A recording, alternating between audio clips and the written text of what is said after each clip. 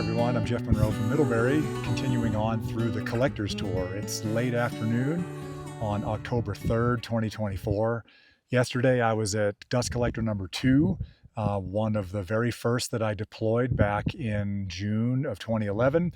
And now I'm sitting next to dust 5, which I put here in October of 2015 during the first major expansion of my dust collector network.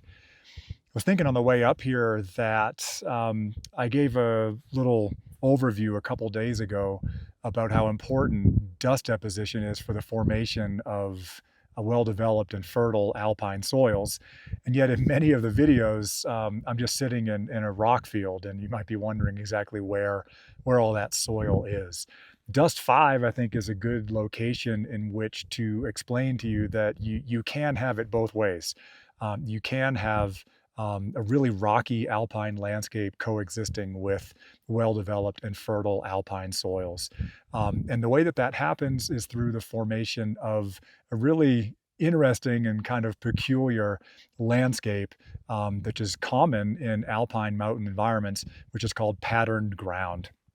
Patterned ground evolves in situations where you have abundant loose rock, where you have fine-grained soil, and where you have, this might be the most important thing, frequent freezing and thawing cycles over the course of the year. It certainly describes a landscape like this, 12,000 feet up in the mountains.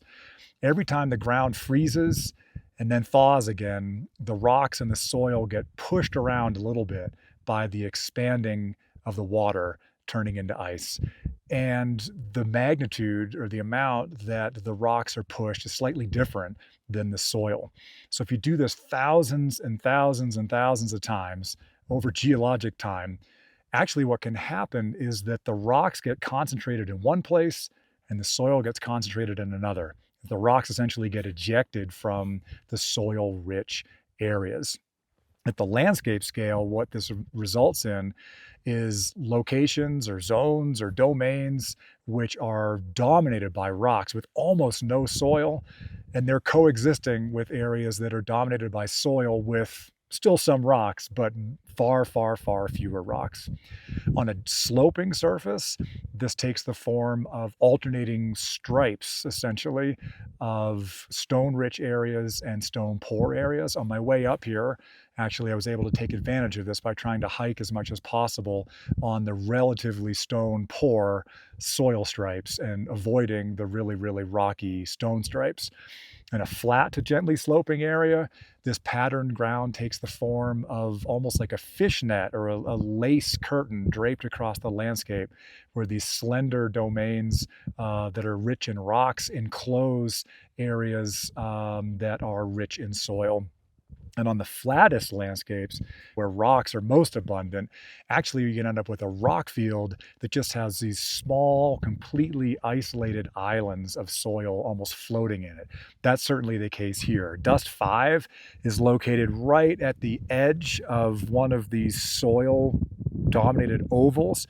There's plenty of rocks here, but nowhere near as many as there are in other areas. And if we take a look at this in the drone view from above, you can really see the way these soil islands are floating in this sea of rocks.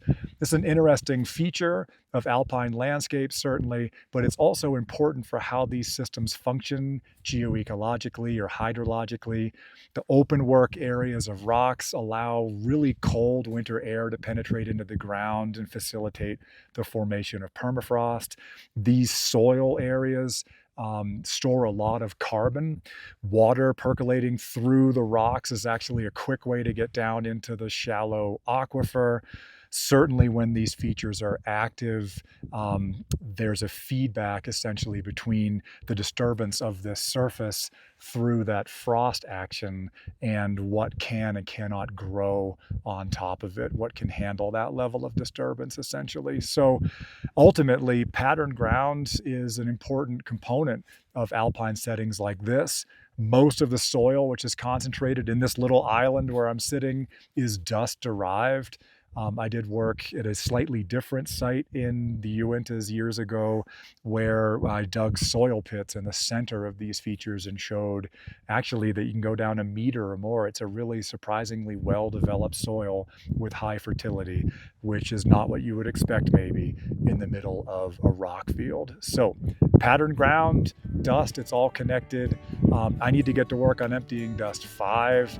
Thank you for tuning in for this video. I'll see you at the next collector. Thanks to the Ashley National Forest for letting me deploy dust 5 here.